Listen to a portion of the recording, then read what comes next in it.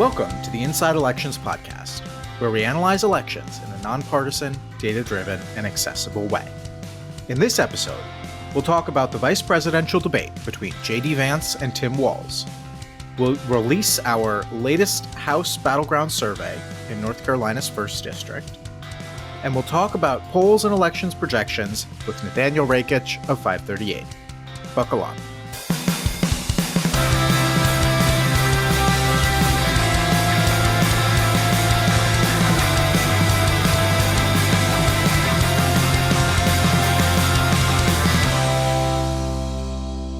I'm Jacob Rubashkin, Deputy Editor of Inside Elections, the go-to place for nonpartisan political analysis for more than 40 years. And I am currently in Michigan's 6th Congressional District, Ann Arbor, which is represented by Democrat Debbie Dingell.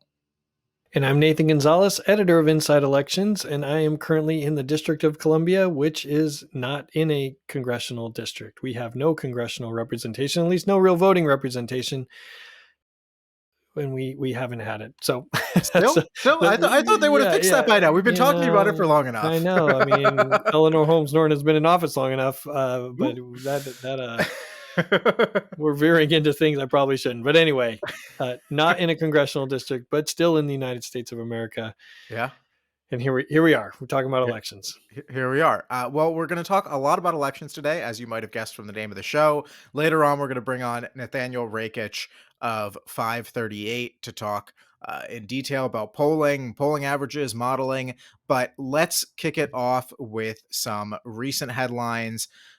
We'll start with the vice presidential debate, which took place last night. We're taping this on Wednesday afternoon. Ohio Senator J.D. Vance, Minnesota Governor Tim Walz met for the first and only time in a CBS debate moderated by Norah O'Donnell and Margaret Brennan. Here are a couple of clips from last night's showdown.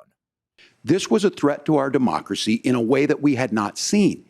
And it manifested itself because of Donald Trump's inability to say. He is still saying he didn't lose the election. I would just ask that. Did he lose the 2020 election?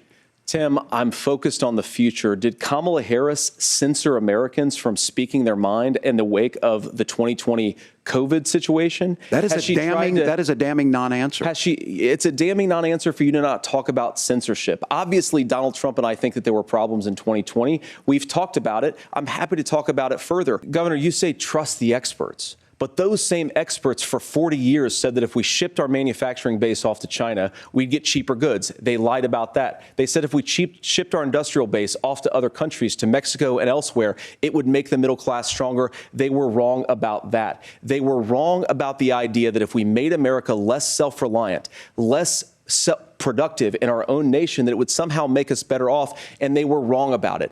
Nathan, what were some of your takeaways from last night's debate? Well, at the most basic level, I'm skeptical that this debate is going to change the trajectory of the election. I mean, we started with a close race before the debate. It's going to be a close race after the debate. I'm not sure how many swing voters watched the entire debate and were persuaded. Some of them are probably digesting the media coverage of the debate, which could have an impact, but we're not going to know that impact for at least another couple of days, if not a little bit longer. But one of my takeaways was how I think I want to compare Vance's performance on Tuesday to Harris's performance in the presidential debate on September 10th. And that might sound weird because they're a Republican and Democrat and two very different people. But Harris delivered the type of performance that Democrats wish Biden had given on June 27th, right? She did that. And last night, Vance delivered the type of performance that I think Republicans wish Trump had given against Harris on September 10th. Like he defended the Trump administration. He was on the attack against Harris. He elevated Harris to almost effectively being president of the United States in terms of holding her responsible for all sorts of domestic and international issues and problems.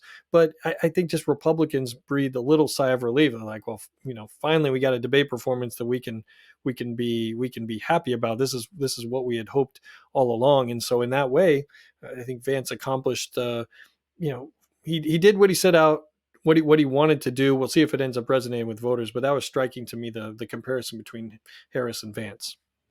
Yeah, I think that the your point about media coverage is well taken. We know that a lot of people watched this debate. I think the overnight ratings came in at about 63 million overall and 52 million at peak viewership.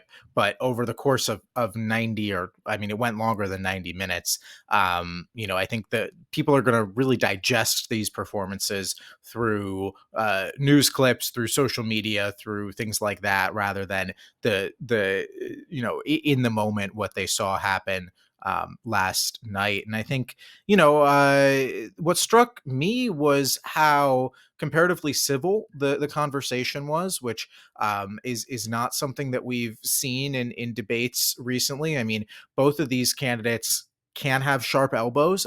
They're not unused to going at their opponents pretty directly. I mean, Tim Walz got his job as VP nominee effectively by going after Vance in TV interviews, but so often they were saying, well, I really agree with Tim, or I really agree with JD on almost everything that he said, but like here are my a couple of my disagreements. It was very Midwestern of both of them.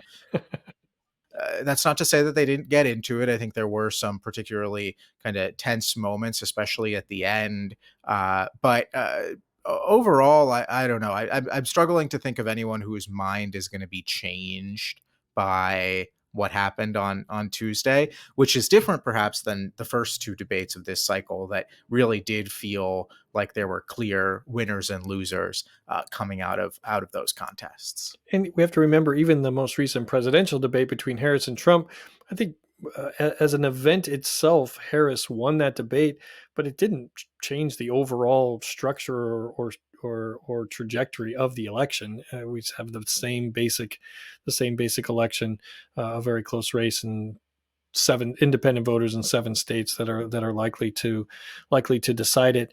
I in an event, just looking at the event, I think you have to say that Vance probably did the better job. I mean, Vance was more polished. He rarely looked rattled until the non-answer on about January 6th at the end. And Walz, at the beginning, he looked a little unsteady. I don't think he really answered that first question about should Israel be allowed to have a preemptive strike, and he really didn't answer it. And but by the time he got to the end of that answer, even though it was a non-answer, he looked a little bit more steady, and he had some good moments. I think the moment on healthcare was probably his strongest moment, where he even joked about he lived through that. He was in Congress, and I think he was ready to have that engage in that topic because it was so personal. It was so personal to him.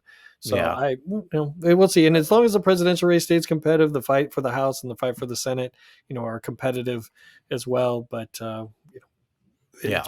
we'll see. Yeah, and look, I think that Vance has done a lot more adversarial media appearances since becoming the nominee. He had a career as a pundit before he was a politician. He was on CNN, every week for several years. He's very adept at being on TV and has leaned into that as he was selected as VP nominee. Walz, of course, much lower profile figure coming out of Minnesota, has not done as much media in the run up to this debate, and I think it showed. I mean, there were stories ahead of time about how he was nervous, how he felt a little shaky, and that clearly played out at the beginning. It took him a little while to find his sea legs. I think that the relative experience that each candidate was bringing to this kind of situation really did shine through. But, Nathan, to your point about Walz and the ACA, I mean, that is a question where Tim Walz took a lot of heat.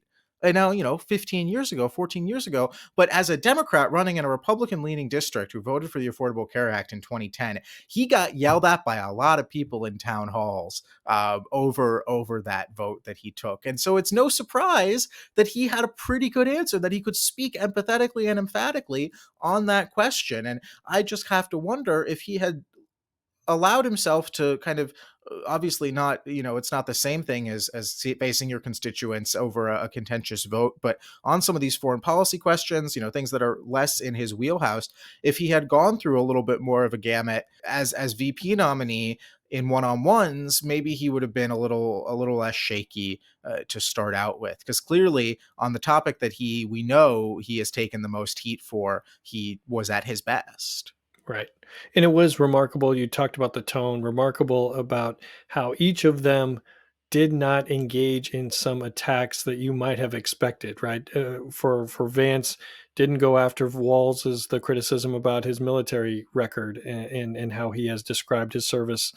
Didn't use the names that Trump uses for Tim Walz. You can all you may know those. And Walz did not bring up childless cat lady comments, or didn't go down that path as far as I remember. They're kind of vague references from one of the, I think, Margaret, about families and stuff, but Walz didn't go there, and to me that's intentional. If they wanted to bring that up, they would have found a way to wedge those in and bring those up, and they chose to both steer away from that stuff.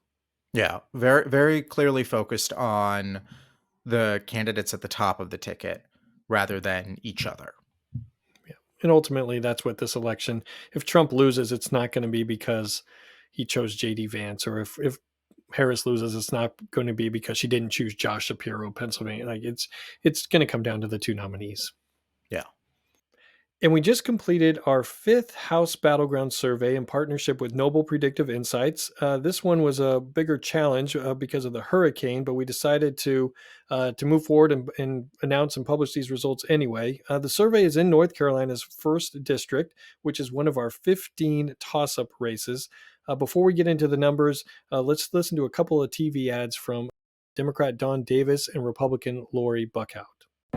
It's a sacred duty, ensuring those who made the ultimate sacrifice made it home, and it's one I took seriously. I'm Don Davis, and today that duty takes a different form, representing Eastern North Carolina in Congress, where I fight for our men and women in uniform, saving Seymour Johnson Air Force Base from job cuts and delivering essential aircraft for Coast Guard Air Station Elizabeth City. I'm Don Davis, and I'm honored to approve this message. When I was commanding troops in Iraq, IEDs were devastating us. So I developed new ways to beat them. I retired, but the Army wanted me to continue. So I started a company employing hardworking veterans to help keep our soldiers safe. Joe Biden and Kamala Harris have devastated our state and our country. With Don Davis, we know it's just more of the same. I'm Lori Buckout, and I approve this message. Jacob, what did the poll say? So the poll was fielded from September 24th to September 30th. It interviewed 404 likely voters in North Carolina's 1st District, which is in eastern North Carolina, kind of on the Virginia border. Nathan, you mentioned, and I just want to note this again, this poll did coincide in part with Hurricane Helene at the tail end of the fielding period. That caused some complications. It was a longer fielding period than typically we've seen in our surveys, 6 days as opposed to the normal 2 or 3. And response rates were tough to come by in the brunt of that storm. So that's important to keep in mind as we're looking at the results here. But we wanted to get the poll out because it's interesting data. So we looked at a bunch of different races. In the marquee House race between Davis and Buckout, we had Davis ahead, 42% to 36%. That sounds like a large margin, but there was a tremendous number of undecided voters in this survey. I want to say around 20%. And so clearly room for both candidates to grow. Neither of them are particularly well known. Davis's name ID was close to 60%, Buckout's around 50%. So still a relatively unformed contest there. That wasn't the case at the top of the ticket. We saw a very close race there. Harris led Donald Trump 47% to 46%. That roughly mirrors where Joe Biden was in this district in 2020. He also won it by about a point. Then in the governor's race, though, we saw the widest gap between the Democrat and the Republican. Democratic governor candidate Josh Stein, the state attorney general, coming in at 45%. Lieutenant Governor Mark Robinson, the Republican candidate who has dealt with a very damaging CNN story over the last couple of weeks, way back at 36%, so trailing by 9 points. We also polled some other statewide races there. The state attorney general's race was pretty close, but also a lot of undecideds. Representative Jeff Jackson led that one by 3 points over his colleague Dan Bishop, the Republican, I believe 36%. And the state superintendent of education election, Democrat Mo Green, had about a 9-point lead over his Republican opponent, Michelle Morrow. So on the whole, a pretty good poll for Democrats, but that top of the ticket result just demonstrates that this seat, has the capacity to vote for a Republican. And clearly there's a path for some of these perhaps non-Mark Robinson Republicans to tighten up their races. And we should be clear that the vast majority of the sample was collected before the hurricane hit. I mean, the hurricane was coming, but we did pause. We weren't asking people responses, and Noble Predictive. There was a pause in trying to collect those samples, and then waited until to try to complete it.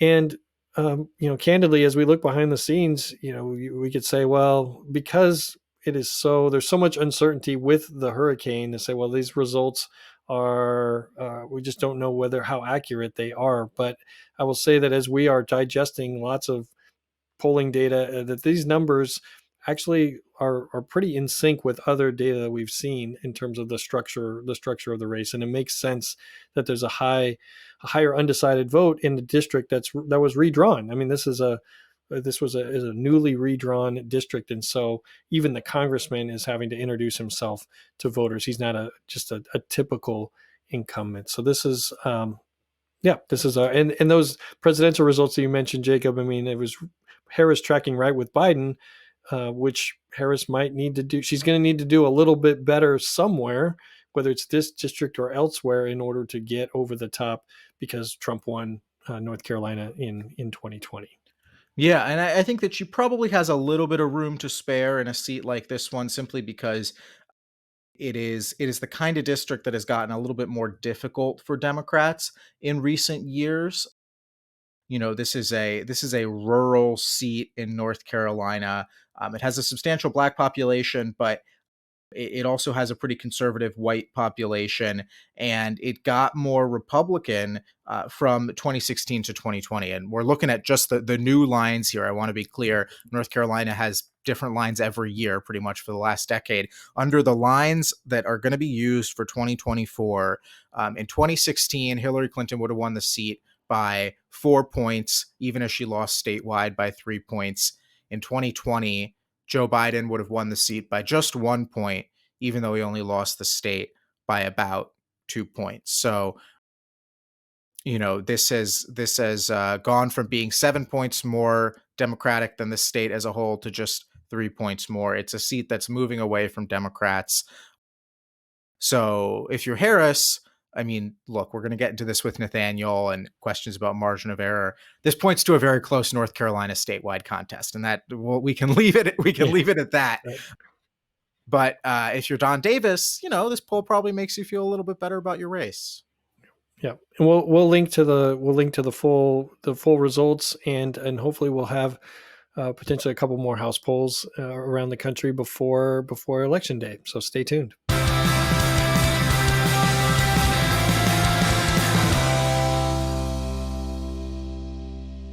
I'd like to introduce our guest for today. And while he is a guest, more importantly, he's a friend. Nathaniel Rakich, the senior editor and senior elections analyst at FiveThirtyEight, who is also, more importantly, perhaps, an Inside Elections alumnus. Nathaniel, welcome to the show. Thank you. Yes, I'm very happy to be here. It took you guys long enough to invite me. Gosh. we needed to get our sea legs, podcasting to have you on. So we needed the right time, and now is the right time. Exactly. But as I'm sure as an avid listener of the show, when you come on the show, you got to answer our question. So tell us which congressional district you grew up in. Okay, yes, I prepared for this. So I grew up in what is currently Massachusetts' 5th congressional district, which, as you folks know, is represented by Catherine Clark. However, I went back and looked at some old shape files. I was curious about which district I lived in at the time. And because I moved a couple of times in childhood, and also, of course, the district lines moved over my head. So I lived in 3 different congressional districts over the course of my childhood. So I lived in what was then Massachusetts' 5th district, which is now Massachusetts' 3rd district. It was then represented by Marty Meehan. I also lived briefly in Massachusetts' 7th district, which is the predecessor to the current 5th district, which was at the time represented by Ed Markey. But I was born in and lived the first 5 years of my life in the 8th district of Massachusetts. And for people who don't know, I feel like Nathan and Jacob probably do, the 8th district of Massachusetts had quite a history. So at the time that I was born, it was represented by Joseph P. Kennedy II, RFK's son, brother of RFK Jr. The 3 previous representatives were James Michael Curley, who served 4 terms as mayor of Boston, one of which he served from jail. A fellow by the name of John F. Kennedy, and of course, legendary former speaker Tip O'Neill. So very storied past in Massachusetts' 8th district, where I was born and lived the first few years of my life. So no pressure on you aspiring to big things. I gave up on that lineage. I was like, I can't enter politics. I guess I'll just cover it. And were you interested in politics from an early age, like Connor Roy on Succession, or when did you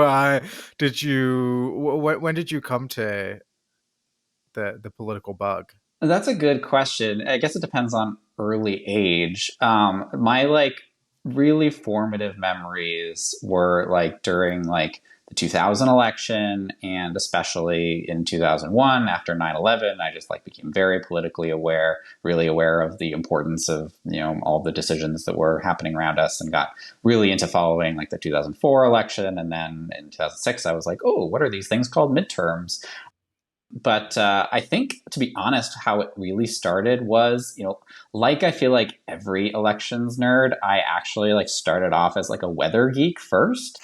And I was really into, do you guys remember those colorful maps on the back page of USA Today, the temperature maps? Yep. And I was really into those maps as a 4-year-old. I just I told my parents buy USA Today. And I think what probably happened was I was watching the 2000 election, or maybe the 96 election or something, and I saw colored maps on the television, and I was like, cool, I like colored maps. And the rest was history. It's really funny when you said that, because you started talking and I was like, I was never interested in the weather. I was not a weather kid. I didn't go to weather camp. And then you brought up the maps.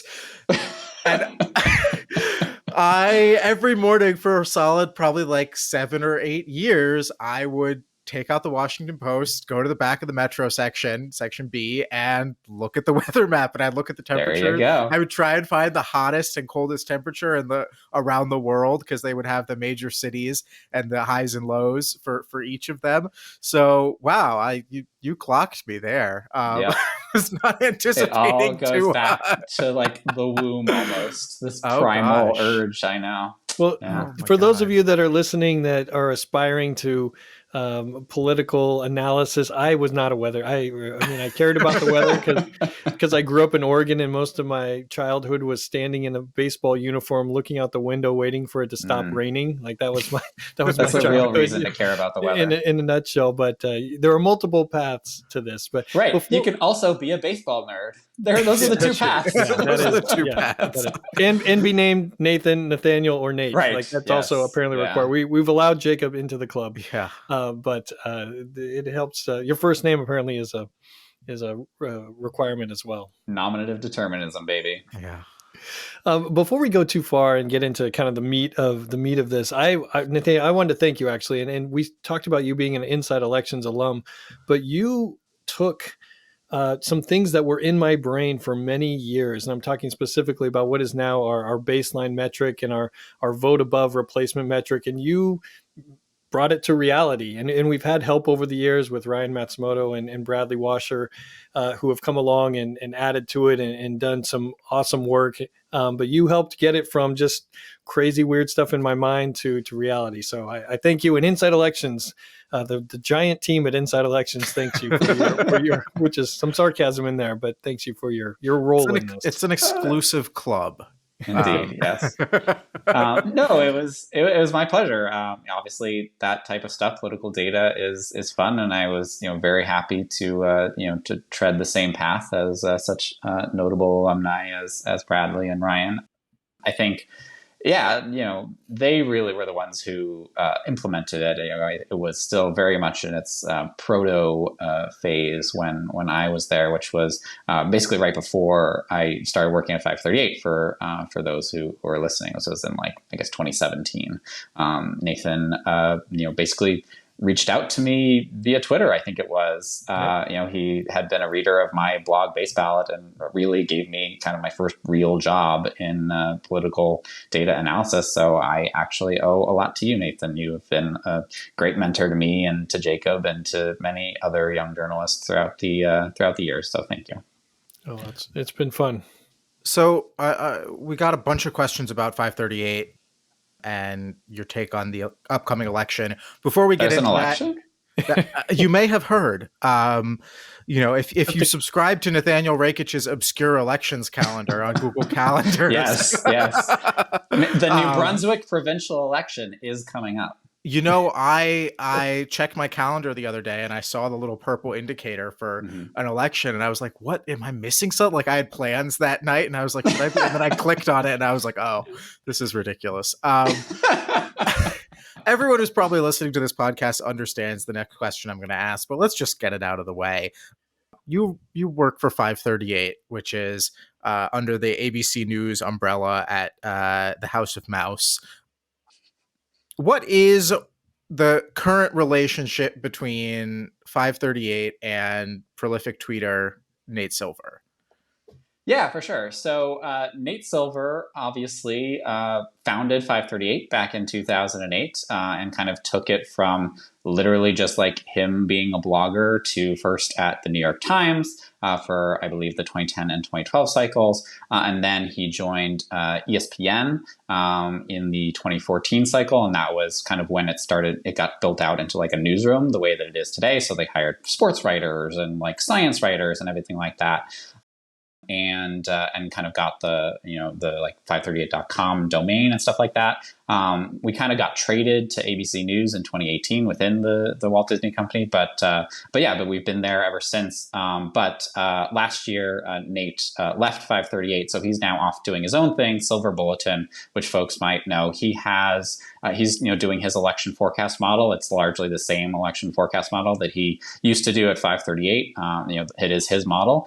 We at 538 have continued to exist, of course, but we now have a different modeler, G. Elliott Morris, who has built our presidential model and soon our House and Senate models, which of course listeners to Inside Elections will be especially interested in. But yeah, Nate Silver, Nate's now doing his own thing. So the Silver Bulletin model and the 530 models are different.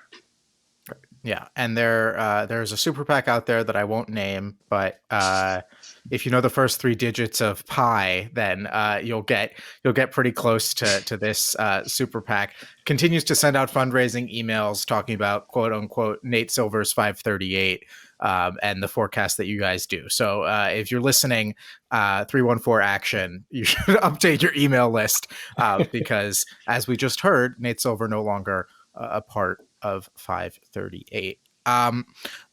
But let's keep it moving. One of the best resources I think at 538 is the database of polling that you all assemble and maintain. You've got your averages for sure, but you keep track of pretty much all the horse race polling that gets put out, public polling, campaign polls that get released, academic, everything. And it's a really great tool. It is one of probably the most visit. If I had a Spotify Wrapped for my Google Chrome, I think the 538 polls page would be very close to number one. Walk us through how you set that page up, and specifically which polls you choose to include? Because I know there's been some controversy in recent years about including polls, excluding polls. How do you go about evaluating which polls to include in the 538 database? Yeah, so basically, we have a polls policy, which people can read. It's just like an article on our website. The fastest way to get to it, honestly, is just to Google 538 polls policy that lays out all the rules. And it's more complicated than we have time to get into now. But the big overall thing is that we are very kind of permissive with our polls. We want to aggregate basically every legitimate poll that's out there. So we will aggregate anything. It can be partisan or nonpartisan. It can be a really kind of crappy methodology, or it can be the gold standard. Basically the only things we require are we have to have all the required information about a poll, right? We need to know like the dates and like the pollster. Sometimes, a campaign will release an interim poll and they won't say who the pollster is, and we can't do anything with that because there are fields that we have to enter in order to put it in the database. But any like scientific poll, it has to be like weighted. Obviously, you can't just like go out and be like, oh, I talked to 10 of my friends and 9 of them are voting for Kamala Harris, and therefore that's a poll. You can't do that.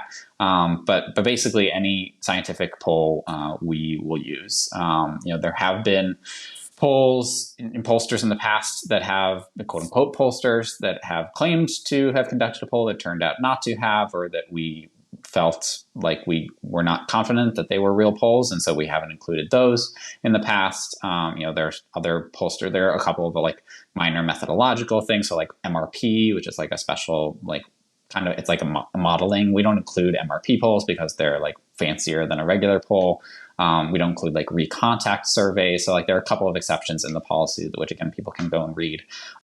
But what we do is that anytime obviously like you have like a Quinnipiac or Marist College or something like that, a poll from an established pollster, whenever something like that comes across the transom, one of our 2 great research assistants, Mary Radcliffe and Cooper Burton, will aggregate it, and they have just like a bunch of Google alerts set up, and we're on like all these people's email lists and get press releases, and they have like like a tweet deck set up for certain searches and everything like that.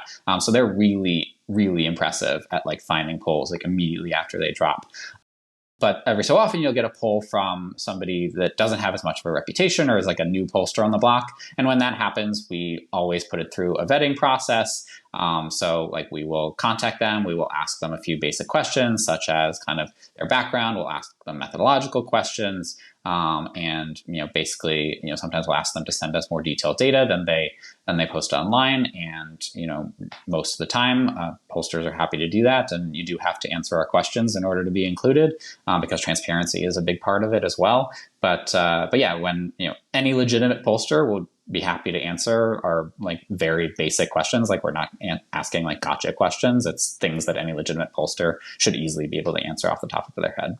Well, I was going to say, so how do you guard the average then? I mean, a few years ago, there was a accusation that Democrats were flooding the zone, that PPP was flooding the zone with polls and skewing averages. Now I feel like the criticism is more on Republican or right-leaning pollsters that are supposedly kind of flooding that zone to impact averages like 538. So how do you safeguard against that, or keep the integrity and the mission of the average when it might be disproportionate on the inputs? Yeah, totally. So that's a really good point. So we kind of almost have these 2 missions, or 538 has many missions because we write about lots of different things. But like with regard to the polls, right, we have the polls page where we aggregate the polls. And like I said, we want to aggregate every legitimate poll because we want to be the one-stop shop for every single poll. We don't want you to have to go visit multiple sites to see every poll in the Pennsylvania Senate race or whatever. For our averages, like, yes, we absolutely want to maintain the integrity of that. And the averages have kind of all of these fancy adjustments to make sure that polls like that don't have disproportionate weight. So for example, so 538 also has pollster ratings, which is basically, it's a rating from 0.5 star to 3 stars based on how accurate the poll has been in the past and also how transparent the poll is. And so like, the best of the best, like New York Times Siena College has like a 3 out of 3 star rating. And polls with higher pollster ratings get more weight in our averages polls with lower pollster ratings or that don't have a pollster rating because they're newer on the scene get lower weight in our averages, right? So these newer pollsters that are on the scene now, some of these ones that we have vetted recently, so like ActiveVote, which is a like an app-based pollster, or like SoCal Strategies or Patriot Polling, which are some of these kind of low entry or like low barrier to entry polls that are being conducted by people who don't have much like polling experience, if any. Those types of polls aren't getting a ton of weight in our averages.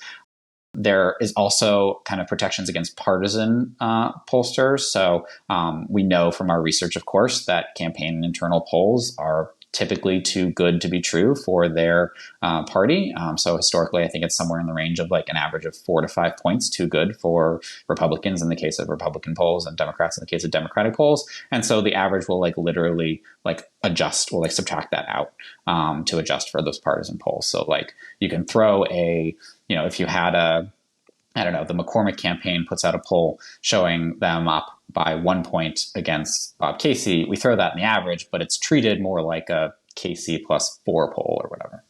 And if we zoom out, I wanted to ask you a question that I get every single time I do any sort of presentation for folks is, what is your basic level of trust in polling this cycle? And we seem to have two compete, you know, are the polls going to underestimate Trump again? This is the first election post Dobbs, a first presidential election post Dobbs decision. Like, just what is your overall level of confidence that pollsters are getting it right this cycle? Yeah, I mean, obviously, I get this question all the time too. You know, whenever I say what I do for a living, people are like, "Oh, like, you know, can we really trust the polls?" And like, my answer to that is like, yes and no, right? And like, you guys know this, and probably a lot of listeners know this, but multiple things can be true. One is that polls remain our best tool for, you know, assessing and analyzing and predicting elections. But at the same time, they are not infallible. They are not going to be exactly accurate. And you should kind of think of them as like a ballpark estimate, right? So when I see a poll showing one candidate up by 1 or 2 points, I think of that as like a close race or a toss-up, to use your guys' parlance. If I see a poll with a candidate up by 10 points or 8 points, I'll be like, okay, like that's a clear lead for that candidate, but you know, it's like within, you know, it's close-ish, right? And I see a poll showing somebody up by 25 points, I'll be like, okay, this is not a competitive race. So basically focusing less on the exact numbers than on the, you know, the like overall big picture.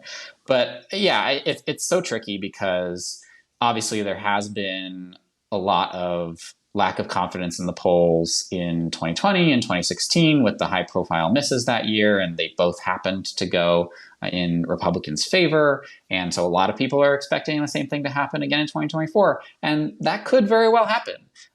But the thing that I always tell people is that you can't just like add, you know, 4 points onto Trump's margin in the polls and call it a day, right? Because the pollsters also know that they missed in 2020 and 2016. And behind the scenes, they are making adjustments to avoid making the same mistakes. Like, their reputations are on the line too. They have a very vested interest in getting this right. And so after 2016, a lot of pollsters started to weight by education. And in 2020, the cause of the polling error is a little less well known, but a lot of pollsters have really, like, honestly, like, some pollsters have like basically like started from scratch, or like just kind of rethought a whole way of doing polling, which is on one hand scary, on the other hand, like maybe called for. And then there are other pollsters who, you know, are just kind of being like 2020 maybe was a fluke and we're going to go with what's worked in the past. But you can't predict in advance what's going to happen. And like you said, the Dobbs decision maybe because, you know, Democrats are now seem to be the party that is like, you know, the party of highly engaged voters. And maybe they will turn out in more numbers than people are expecting, pollsters who are creating likely voter models. So historically, the one thing that has really always been a bad idea is to try to guess the direction of polling error in advance of the election. Like, it almost never works. Like, we can sit here and say that, yes, the polls are going to underestimate Trump, the polls are going to underestimate Harris, and like, hey, there's a 50-50 chance that you're going to be right. But like, we really don't know. So I'm taking the polls seriously, maybe not literally. It helps that they're looking like that everything is close right now, which just like makes sense with what we understand, like a state like Pennsylvania or Wisconsin or North Carolina to be. So there aren't really any like major red flags. But in a sense, it's helpful because like when you see a state like, like North Carolina be within like half a point in the 538 polling average, I think that most people understand that like that means it's basically tied and it could go either way. The real danger zone is maybe when, somebody is leading by 2 or 3 points and then that side gets a false sense of security. But that's actually historically a very normal polling error. We know that historically in presidential elections, the average error is about 4 points. And in like Senate and governor elections, that's like 5 points. And I think in House elections, it's approaching 6 points. So anytime you see a polling lead, quote unquote, that's within that, you should bear in mind that it could go the other way.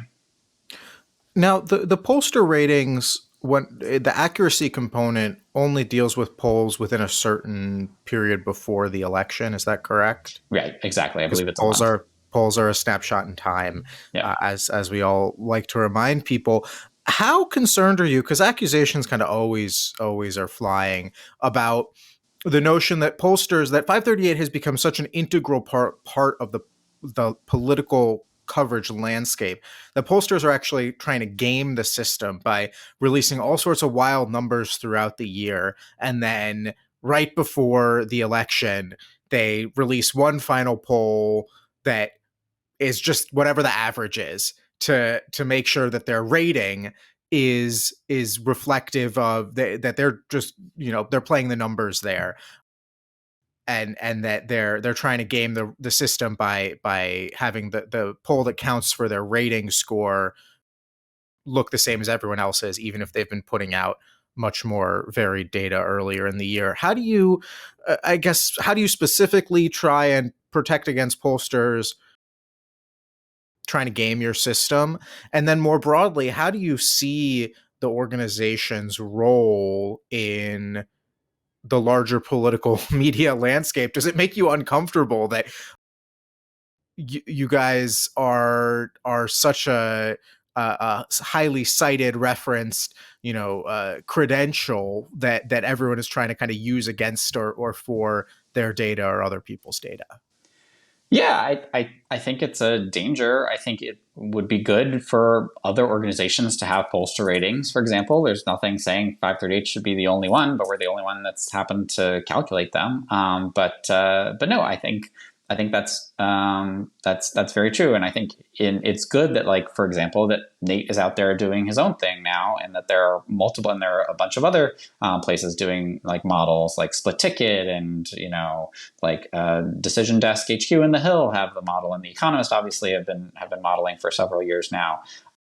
So I think that competition is good, and I don't think that it should be that 538 should be the kind of arbiter, bringing the truth etched in stone down from the mountain or anything like that. In terms of like guarding against like pollsters trying to manipulate that, I mean, one very simple thing that we did is that we can change the time period that we use to calculate pollster ratings, which is what we did last year. It used to be 3 weeks. Now I think it's a month or 4 weeks or something like that. And but we have found that it didn't make a difference. We looked at what the pollster ratings would have been with 3 weeks of data versus 4 weeks of data or whatever, and we even I think looked back at like 5 or 6 weeks, and like we didn't find a lot of evidence that pollsters were releasing wildly different results during that like 3 to 6 week period than during the 0 to 3 week period. That said, I'll also say that what you mentioned of like releasing their final poll and having it just kind of match the consensus, that that's something in the polling industry that's called herding. Like that is a real problem. Basically the concept there is that you don't want to be an outlier because that can open you up to public ridicule if you're wrong, and it is just safer to kind of all walk the plank together.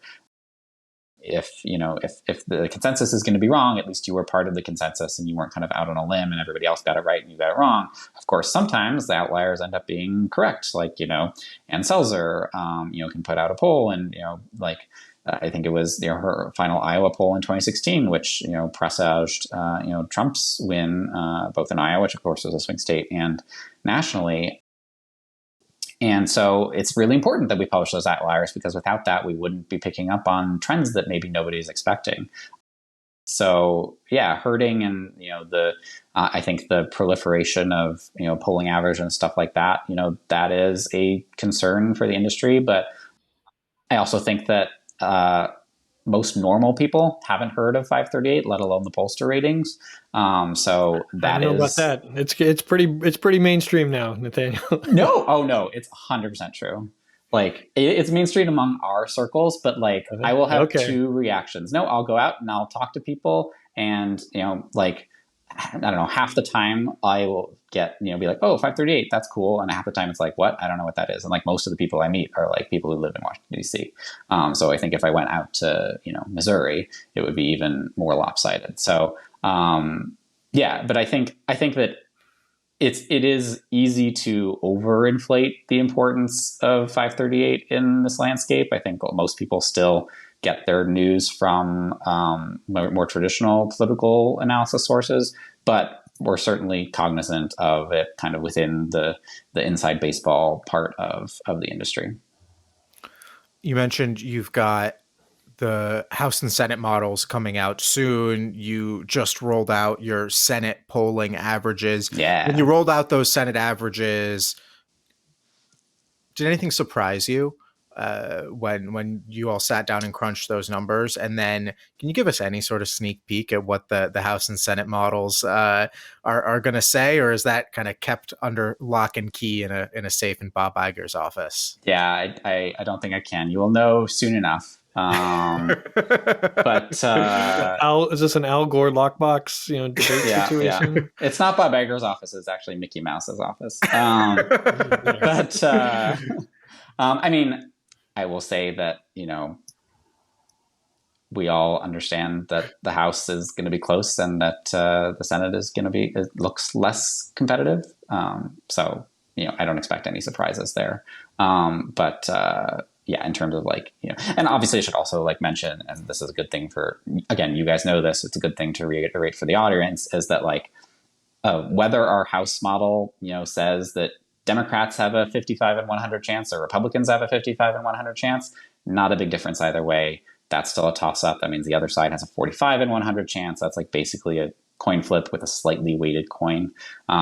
So I don't think people need to be losing too much sleep about, which party is exactly going to be favored in our House forecast when that comes out. But anyway, with regard to the Senate polling averages and kind of what surprised me, I do think the kind of the order of the Republican held seats kind of surprised me, right? So the most competitive, well, so it's interesting, right?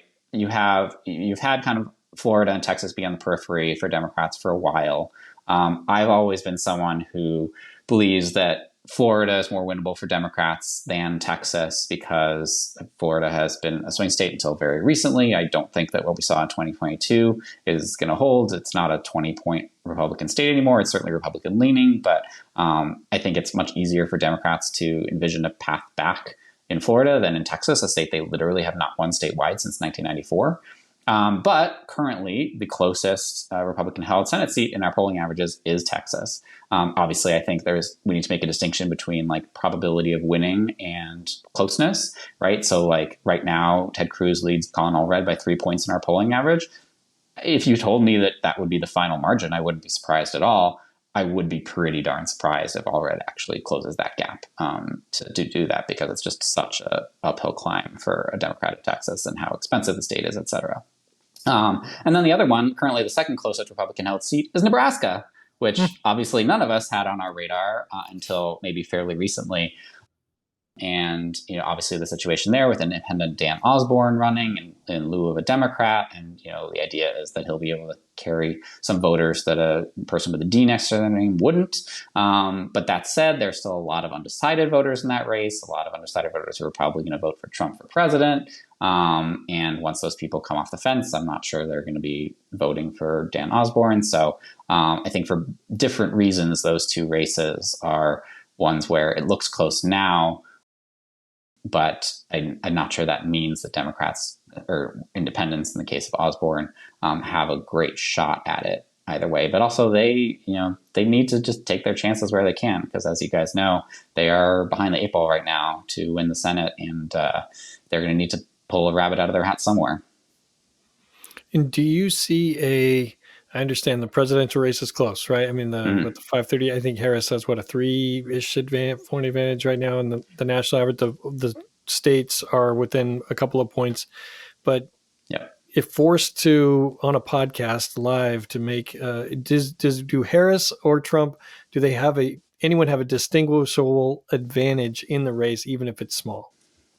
Right. I mean, just between us, because I know that we and everyone listening to this podcast is a discerning consumer of politics. According to 538's forecast right now, Harris has a 56 in 100 chance and Trump has a 44 in 100 chance. That is what I would classify as a toss-up. It is not a pure toss-up. That is a slightly better situation for Harris than it is for Trump. So, yes, I think that Harris probably has the smallest of advantages right now, but we can see that change. It is not unusual for our forecast to move by 6 points, in the span of a few days or a week or something, and there are 5 weeks left until election day. So, yeah, I would say that if I had to pick right now, I would pick Harris, but I'm absolutely still thinking of this race as a toss-up and that either candidate could win.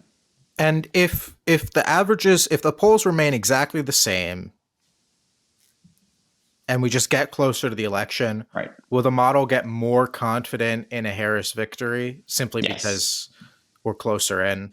Exactly. Yeah. Part of the uncertainty in the model is because of we have 5 weeks left and polls can change with 5 weeks left. It will not, of course, get rid of all the uncertainty, because even on election day, if the polls are exactly the way they are now, there could still be a polling error that could give Trump the win. But yes, I don't know exactly what it would say if this were more of a nowcast, as 538 used to publish under the Nate Silver days. But yes, it's safe to say that Harris's odds would be higher.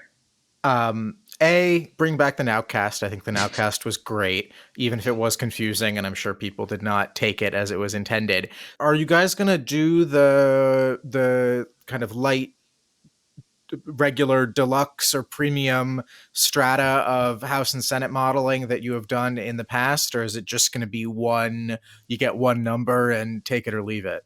No, good question. It is going to be one number for the Senate and the House, and it is going to be most akin to what was previously known as the deluxe edition. So the poll or the forecast includes both polling and fundamentals and the race ratings from you guys and Cook and Sabato.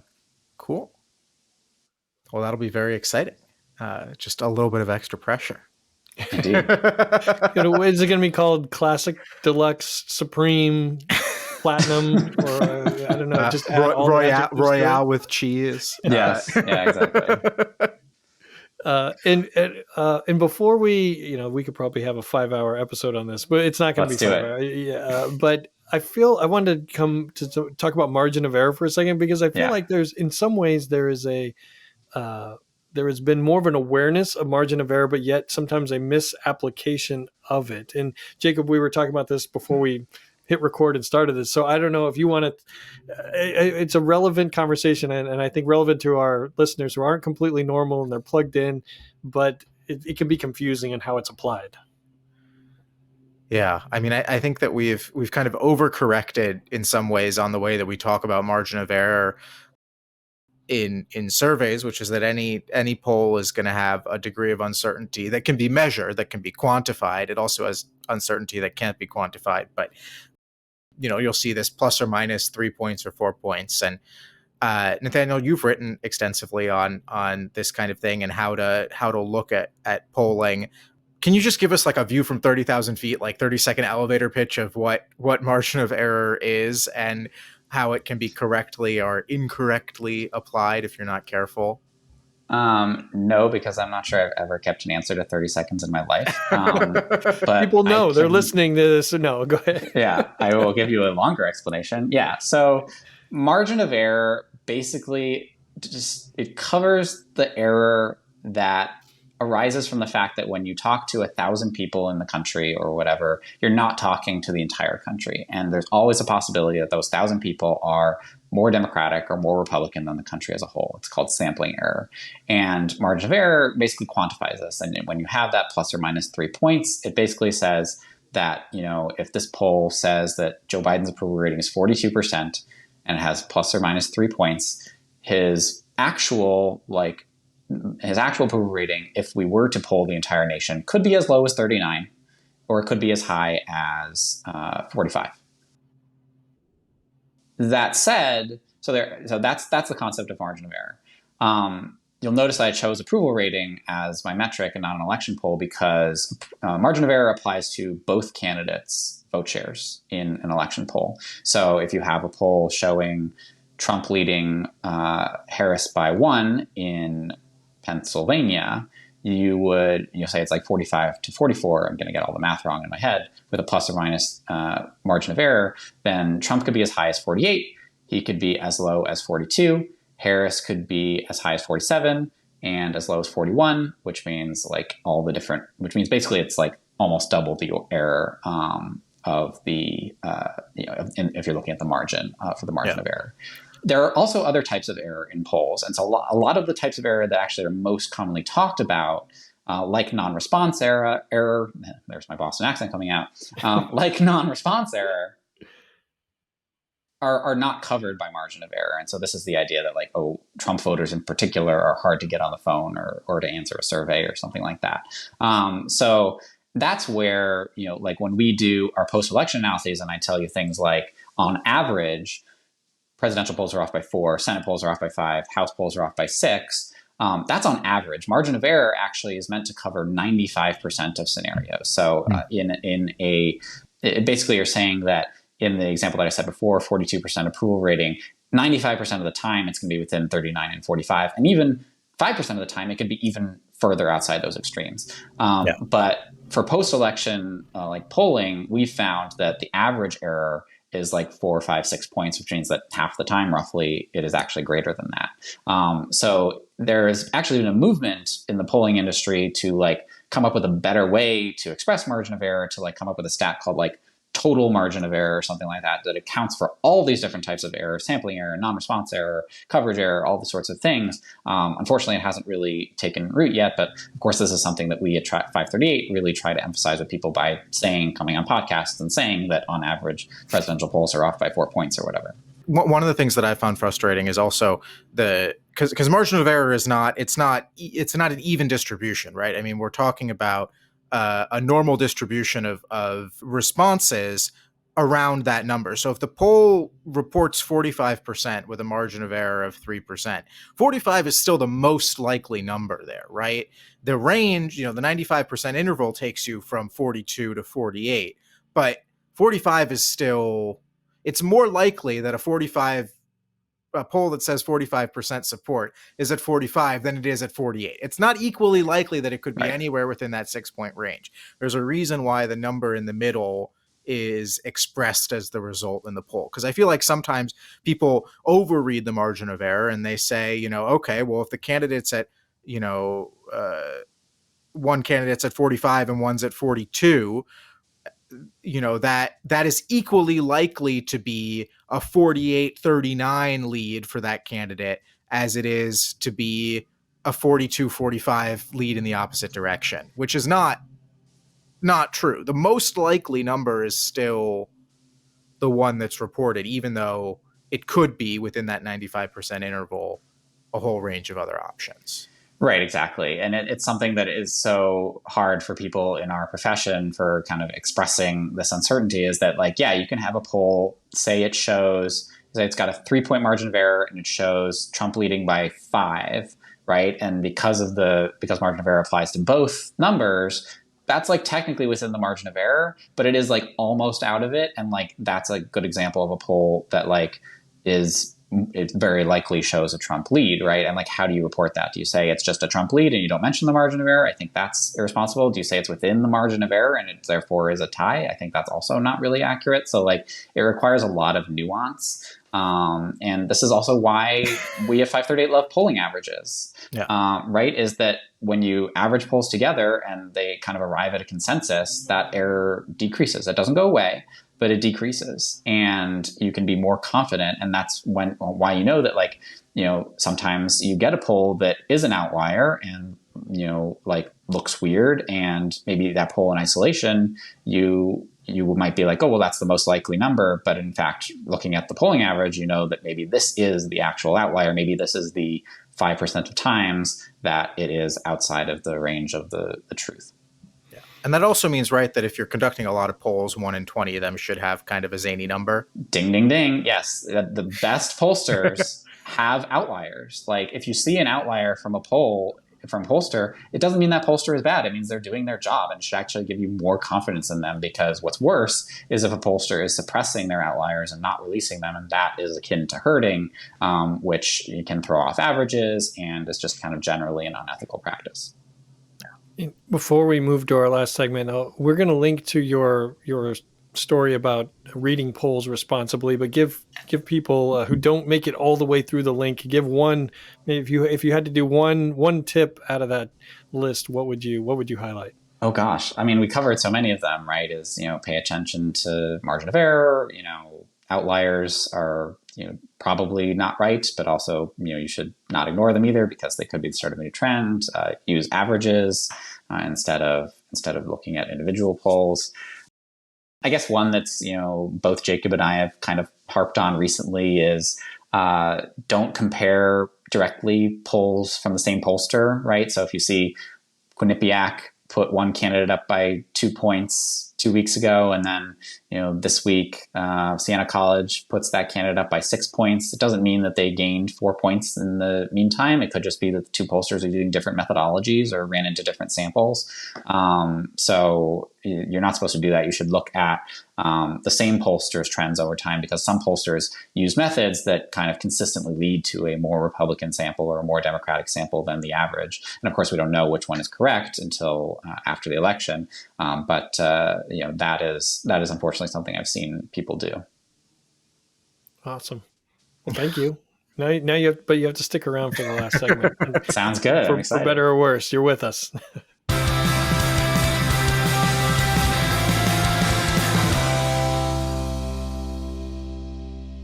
Now it's time for our final segment. Look what I found. This is anything we've stumbled across in the last week that we find interesting. It doesn't have to be political. It can be a TV show, a book, a movie, an album. You never know what you're going to get. I will kick us off. I started watching the latest season of Great British Bake Off, or Great British Baking Show, whatever they call it on Netflix these days. I love this show. It's great. I'm so happy that it's back. And I am still so frustrated about the result from several years ago, where fan favorite Jurgen was booted off in the semifinals. Really frustrating. I think he was the best baker that season. They had a great 4 final bakers. They should have just pushed all 4 to the finals. Giuseppe won. He's great and whatever. But the whole season was this battle between Jurgen and Giuseppe. And it just, to not have that in the finals still smarts 2 years after the fact. New cast is great. They're going to be fun. I won't get into any spoilers for episode 1 this past week, but I'm very excited that this show is back. Yeah, it's like when the two best teams in baseball like meet in the ALCS instead of the World Series, and you're like, this should just be the World Series. Yeah, exactly. Yeah, it's not fair. They should, and it's like Netflix makes the rules. They could do whatever they want. There you go. How do they decide who moves on? Do they have like judges? Yeah. So Prue Leith and Paul Hollywood, Master Baker Paul Hollywood, and hostess extraordinaire Prue Leith are the two judges, and they decide who moves on after every episode. So I think they could have just said it's too close. We want to push everyone through, and it would have been a blockbuster finale. But that's not the case. But I'm still carrying the torch for Jurgen. Justice for Jurgen. Justice for Jurgen. It's my single. I was waiting for it to come in the debate last night. I'm a single issue. Should Jurgen have been allowed into the finals voter? Nathan, what did you find? I'm continuing to carry the flag for the Dallas Dragons. This is my high school in Oregon. I think you're not allowed Oregon to say you found the Dallas Dragons. Well, but what I found, I found it many times. But I found that they're 4-0. They started the season. They're actually, depending on the ranking, ranked number 1 in Oregon in the 5A classification. They start league play against the number 3 or 4 ranked South Albany this week on Friday. So I don't know. It's a new season, a new day for the Dragons. Hopefully they can keep it up. So that's what, yeah, you're right. This is not new for anyone that's been listening to this, but it's a new season. It's a new season. So it qualifies as finding something in my book. Yeah, well, maybe if they make the state finals, will you break out the old jersey and make the cross country trip? I mean, yeah, we'll do it like in Walz, the Tim Walz fashion. Well, how this episode's already going too long, but I did find. I'll try to make this quick. The criticism that Republicans have leveled against Walz for just being the defensive coordinator and assistant coach, I think is kind of missing the boat, because just someone who I played in high school, I was, and it's a very different level than, here in the DC area where it's like Division I feeder schools. But our defensive coordinator, when I was a junior and senior, he passed away about 4 years ago.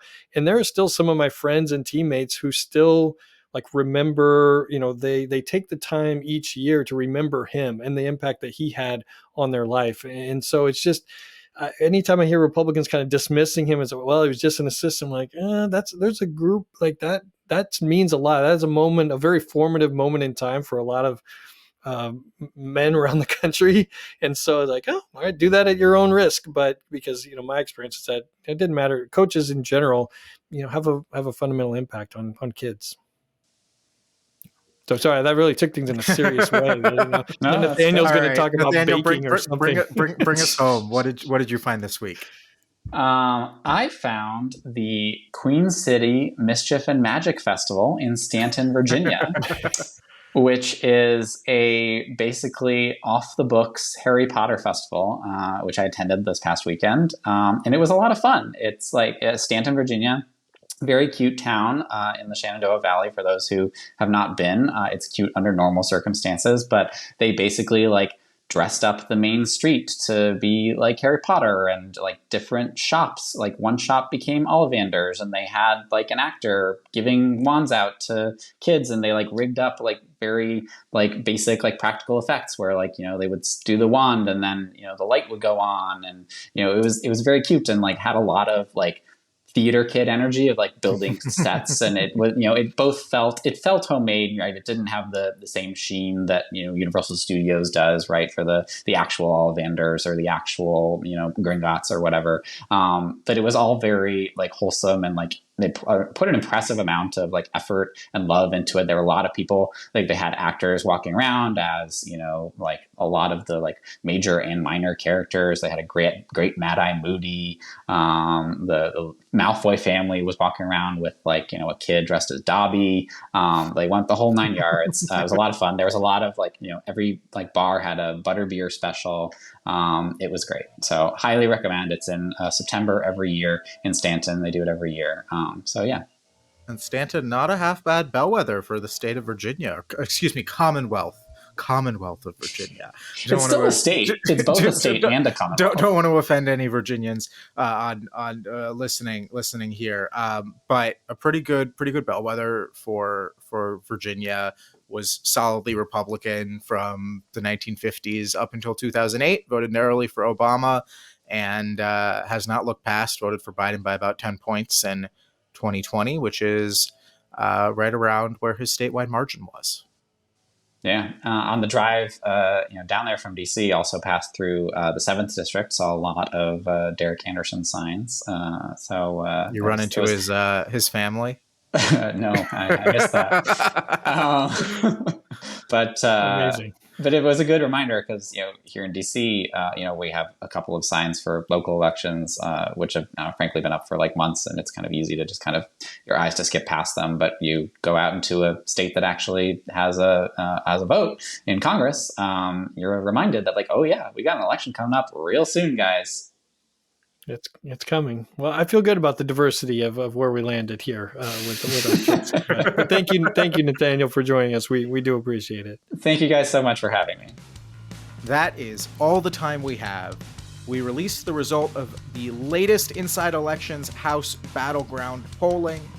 We talked about the vice presidential debate between Ohio Senator J.D. Vance, Minnesota Governor Tim Walz, and we talked about all things elections, polling, and modeling with Nathaniel Rakich of FiveThirtyEight. At Inside Elections, we provide nonpartisan analysis of congressional, presidential, and gubernatorial races. With a combination of reporting and data, we break down the key races and bring valuable context to complex elections. Go to InsideElections.com to subscribe to the bi-weekly newsletter. We've got individual subscriptions and group packages that are tailored for association and corporate PACs. If you liked this episode, please subscribe to the podcast and rate us on your favorite platform. If you're watching on YouTube, hit the thumbs up button, subscribe, and leave a comment. If you didn't like today's episode, please email Paul Hollywood. We also wanted to thank our producers Alan Tazinski and Melissa Lenner of Pretty Easy Podcasts, and associate producer Conrad Tolosa. Please come back and join us next time.